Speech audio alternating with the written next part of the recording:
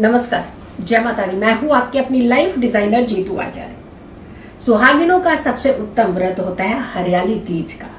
सिंगाड़ा हरियाली तीज किस दिन मनाई जाएगी? सबसे पहले तो सभी सौभाग्यवती महिलाओं को मेरी ओर से और मेरी टीम की ओर से हार्दिक शुभकामनाएं हैं आपको हरियाली तीज की। ये व्रत जो है ये 7 तारीख को रखा जाएगा। बहुत उत्तम व्रत होता है। सौभाग्य की वृद्धि के लिए रखा जाता है, पति की लंबी उम्र के लिए रखा जाता है। नवेली दुल्हने तो खास करके इस व्रत को रखती हैं। बहुत विधि विधान से इस व्रत को रखा जाता है। कुछ चीजें नहीं करनी होती इसमें और कुछ चीजों का खास करके प्रयोग करना होता है। हरियाली अमावस्या है तो हरी चीजों का प्रयोग बहुत उत्तम माना जाता है। अखंड सौभाग्यवती के लिए ये व्रत किया जाता है और ये व्रत जो है ये 7 तारीख को रखा जाए, क्योंकि 6 तारीख को शाम को 7:53 से यानी 7:53 से ही ये तिथि जो है वो शुरू हो जाएगी, जो तृतीया तिथि कहते हैं। और ये तृतीया तिथि जो है ये जो समाप्ति की तरफ जाएगी वो जाएगी 7 तारीख को रात को 10:06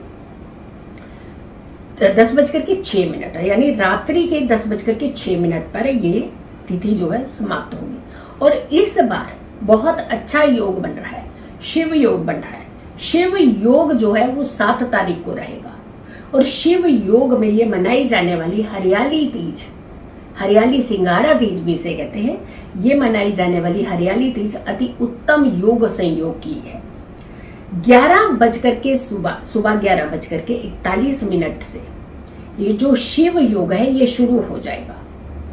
जब महिलाएं संध्या के टाइम पे पूजा करेंगी, विधि विधान करेंगी, उस समय शिव योग होगा। यानी पूरा दिन ये शिव योग रहने वाला है 7 तारीख का, क्योंकि 7 ही तारीख को मनाई जाएगी ये हरियाली तीज। और रवि योग है इस दिन। रवि योग में भगवान भोलेनाथ की भक्ति सबसे उत्तम मानी जाती है। तो रवि योग होगा, शिव योग होगा और साथ के साथ हरियाली सिंगाड़ा तीज होगी। अद्भुत योग और संयोग का लाभ उठाने के लिए आप इस हरियाली तीज पर कुछ खास विधि विधान जरूर कीजिएगा। अब आती है बात कि ये तो हरियाली तीज का सबको मालूम है कि सजना है, संवरना है और मेहंदी जरूर लगाई जाती है, हरी चूड़ियों का इस्तेमाल किया जाता है, हरी चूड़ियां पहनी जाती हैं और झूला झुलाया जाता है। सुहागिनें खास करके इस दिन झूला जरूर झूलती हैं। लेकिन इसके अलावा एक काम और भी होता है जिसे हमें जरूर करना चाहिए, क्योंकि ये तीज का जो व्रत है ये भक्ति का व्रत भी कहा जाता है। हम सिर्फ एंटरटेनमेंट की तरफ निकल जाते हैं, लेकिन भक्ति को कहीं ना कहीं एक अलग कर देते हैं। बस संध्या के टाइम पे खाली पूजा कर लेंगे, हो गया जी हमारा व्रत। नहीं, इस बार आपने कुछ खास कार्य भी करना है, कुछ खास भक्ति भी करना है।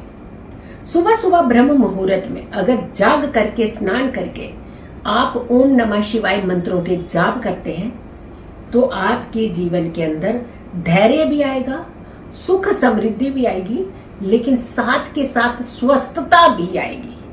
यानी आप स्वस्थ भी रहेंगे और स्वस्थ जब हम रहते हैं तो हम हर कार्य को करने की क्षमता रखते हैं। तो जब सुख चाहिए तो देह सुख को पहले हमें चुनना चाहिए।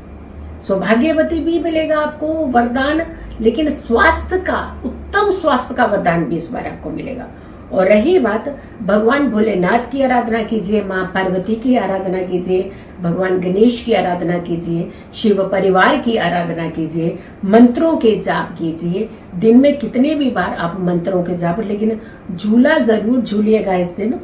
वैसे तो आजकल झूला झूलने का जो ट्रेंड है धीरे धीरे कह रहे हैं खत्म हो रहा है, बट खत्म नहीं हो रहा है। हमें तो ऐसा लग रहा है कि ये ट्रेंड फिर से आने लगा है। कहीं ना कहीं एक जो गेट टुगेदर का जो सिस्टम बना लिया है सभी ने, वहां पे जाकर के अब महिलाएं बहुत अच्छे से कुछ त्योहारों को फिर से मनाने लगी है। तो ये बहुत अच्छी है। कुछ प्रथाएं होती हैं उसे हमें नहीं भूलना चाहिए। व्रत करते समय कुछ सावधानियां रखनी, जैसे कि दिन का शयन कहते हैं कि नहीं करना। कई बार क्या होता है कि निर्जल व्रत होता है, आप नहीं अच्छा फील करते हैं, थोड़ा लो फील करते हैं, तो उनको लगता है कि हम सोएंगे तो ये सो करके कुछ समय जो है वो हमारा निकल जाएगा। नहीं, अध्यात्म कीजिए, इस समय पूजा भक्ति कीजिए। सोना तो अपनी जिंदगी में हम सोते ही रहते हैं, लेकिन जिस दिन हम व्रतों के नियमों के पालन करते हैं उस दिन सोना नहीं चाहिए, अनुशासन रखना चाहिए।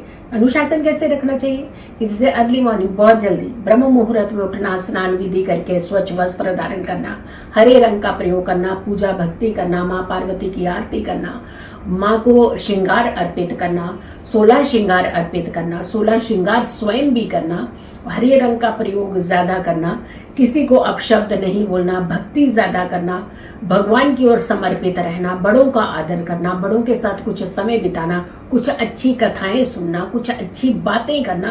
तो ये सारी चीजें जो होती हैं ये हमारे जीवन के अंदर आना बहुत ज्यादा जरूरी होता है। अब जब हम बात कर रहे हैं कि आपके व्रत में कुछ खास चीजों का इस्तेमाल, जैसे हम 16 श्रृंगार की बात करते हैं या फिर सामग्री की बात करते हैं, तो सामग्री भी उतनी ही इंपॉर्टेंट होती है, 16 श्रृंगार भी उतना ही होता है, लेकिन भाव भी तो उतना ही इंपॉर्टेंट होता है। किसी भी व्रत को दिखावे के लिए नहीं किया जाता, किसी भी व्रत को बहुत श्रद्धा भाव से किया जाए तो उसका फल कई गुना ज्यादा मिलता है। इस दिन आपको अपनी कलाई के ऊपर एक कलावा जरूर बांधना चाहिए, क्योंकि इस दिन आपकी एनर्जीज का बढ़ना, कंट्रोल होना, उत्तेजित होना स्वाभाविक होता है। तो इसीलिए ठहराव जो होता है वो जिंदगी के अंदर बहुत जरूरी होता है। तो अपनी कलाई के ऊपर कलावा जरूर बांधिएगा।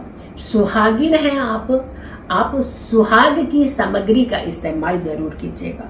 माँ पार्वती को सुहाग की सामग्री जो 16 श्रृंगार जिसे हम कहते हैं जरूर अर्पित करनी चाहिए। बड़ों का आशीर्वाद लेना चाहिए और खास करके इस दिन खुश तनाव से दूर रहना चाहिए, क्योंकि कई बार छोटी छोटी चीजें हमें जिंदगी में बॉदर कर रही होती हैं।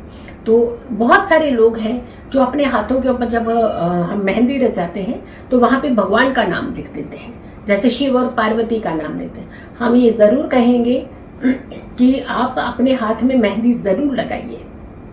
आप जो भी डिजाइन बनाना चाहते हैं बनाइए, जो भी चित्र बनाना चाहते हैं बनाइए, लेकिन भगवान के चित्र या फिर भगवान का नाम मेहंदियों में नहीं लिखवाना चाहिए, क्योंकि हम हाथों को किसी भी तरीके से हम इस्तेमाल करते हैं। कुछ चीजें अच्छी पकड़ते हैं हाथ में, कुछ गंदी होती हैं, कुछ नहीं डर्टी होती हैं, कई जूठे बर्तनों को हाथ लगाते हैं। यानी कभी भी भगवान की कोई भी नाम को या फिर चित्र को हाथों में मेहंदी के माध्यम से नहीं लगाना चाहिए।